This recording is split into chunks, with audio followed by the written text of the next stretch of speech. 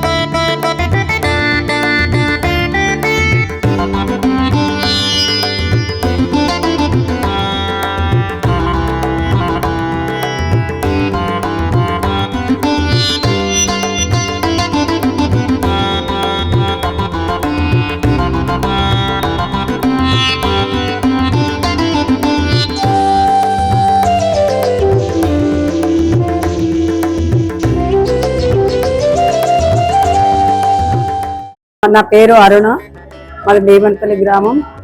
మాకు ఇక్కడ జ్యోతిలింగాలు చూడాలని అనుకున్నాం. ఇక్కడ అన్నదాలు చూడగానే మాకు బాధాకరం అనిపించింది. వాళ్ళకు 10 మందికి అన్నదానం చేయాలనిపించింది. అన్నదానం చేసి ఇక్కడ మంచిగా ఆశ్రయం చూడడానికి చాలా బాగుంది, నీట్గా ఉంది. ఇక్కడ 500 మంది అనాథలు మతిస్థితం లేని వాళ్ళు, వాళ్ళని చూడగానే మాకు 10 మందికి అన్నదానం పెట్టాలనిపించింది.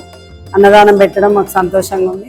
అమ్మా నాన్న అనాథాశ్రమంలో జీవిస్తున్న నా అంటూ ఎవరూ లేని 600 మంది అన్నదానానికి సహకరించి పుణ్యం కట్టుకోండి. వారి నిత్యాన్నదానం నిమిత్తం బియ్యం, పప్పు, కూరగాయలు వంటి కిరాణా సామాగ్రిని అందించి మానవత్వం చాటండి. మీ ఇంట జరిగే పుట్టినరోజులు, పెళ్లి రోజులు, పెద్దల వర్ధంతి కార్యక్రమాల వేళ ఈ అభాగ్యులకు శక్తిమేర అన్నదానం చేసి ఆయురారోగ్య అష్టైశ్వర్యాలతో జీవించండి.